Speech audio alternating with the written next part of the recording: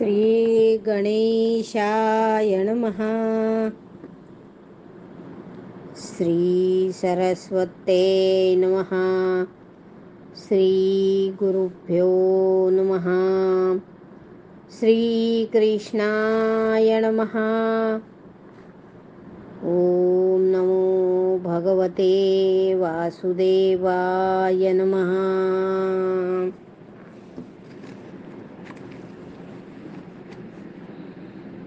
मत्स्य देशातील व्रत कळताच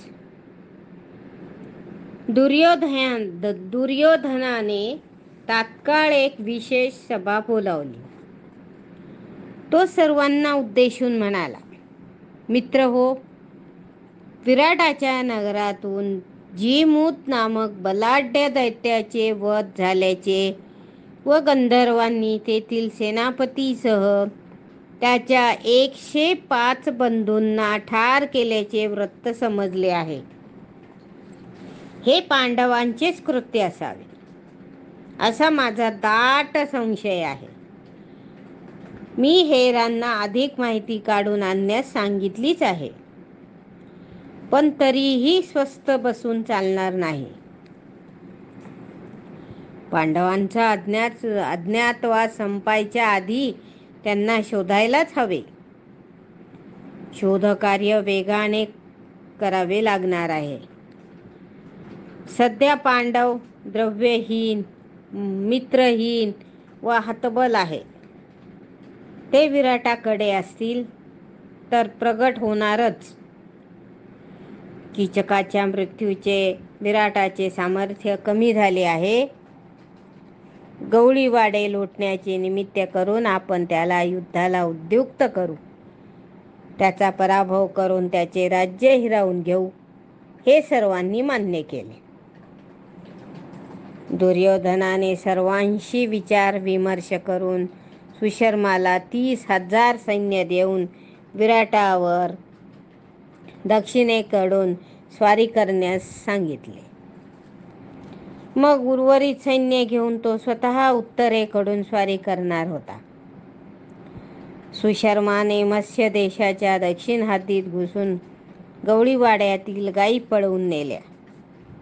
हे वृत्त कळताच विराटाचे कंक, बल्लव, ग्रंथिक व तंतीपाल यांना बरोबर घेऊन सुशर्म्याशी तुंबळ युद्ध केलं.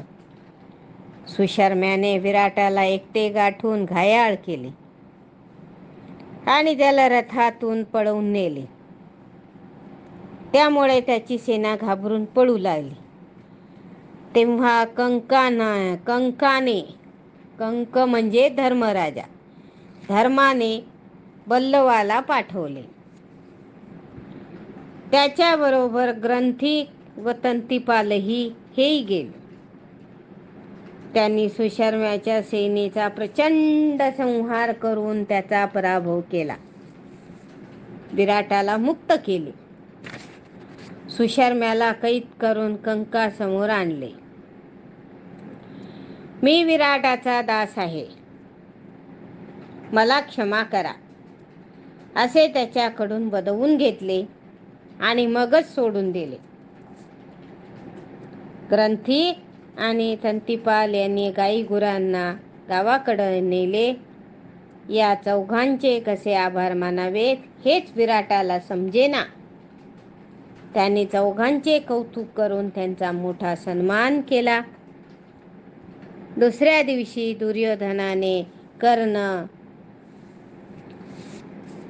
भीष्म, द्रोणादिकांसह मत्स्य देशावर उत्तरेकडून स्वारी करून 60,000 गायी पळविल्या. हे वृत्त कळताच राजपुत्र संतापला.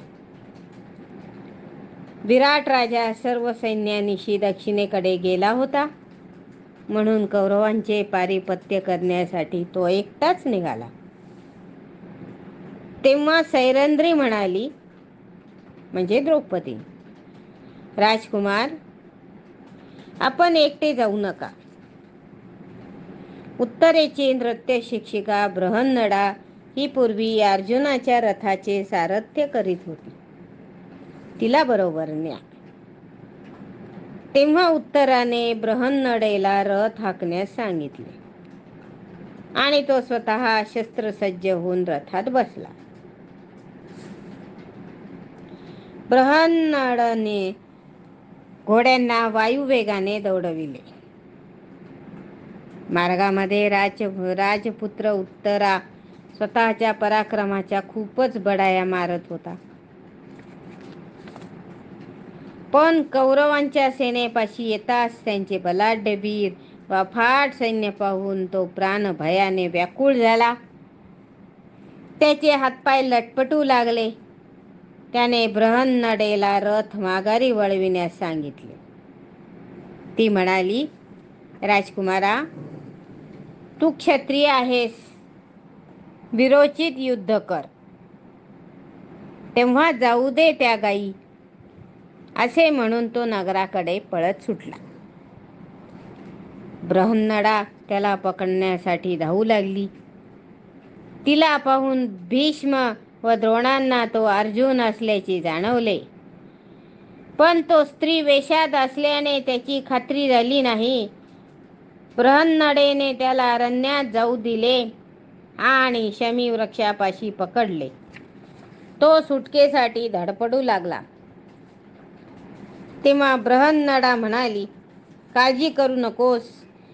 या शमी वृक्षावर काही शस्त्रे आहेत. त्यातील मोठे धनुष्य व मोठा भाता खाली घेऊन ये. आता मी युद्ध करणार आहे. ते ऐकून उत्तर थक्कच झाला. त्याने झाडावरून गाडीच धनुष्य व अक्षय भाता खाली आणला.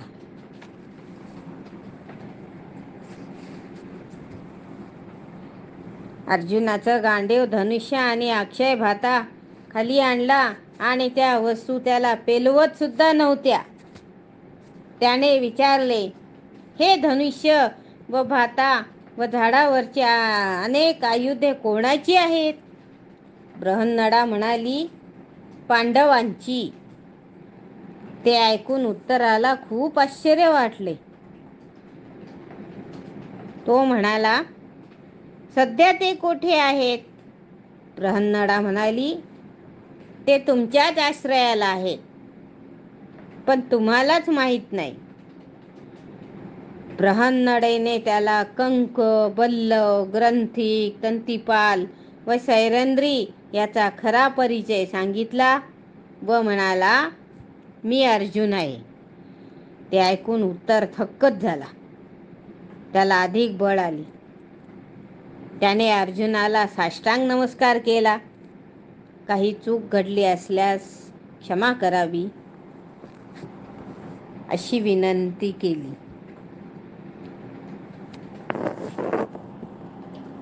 अर्जुनाने उत्तरेला प्रेमाने थोपटले. उत्तराला त्याला रथाचे सारथ्य करण्यास सांगितले. मग त्याने स्त्रीवेश टाकून दिला, स्नान केले, कृष्ण चिंतन केले, वीर वेश धारण केला. अर्जुनाने शमी वृक्षाला वंदन केले. तेवढ्यात इंद्राने त्याच्यासाठी दिव्य रथ पाठविला.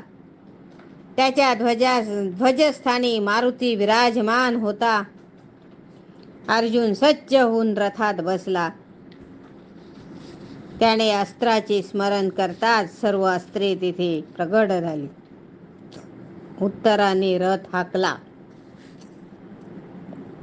इकडे कौरवांना दुश्चिन्हे जाणवू लागली. त्यांना पाहताच अर्जुनाने गांडीवाचा टणत्कार केला.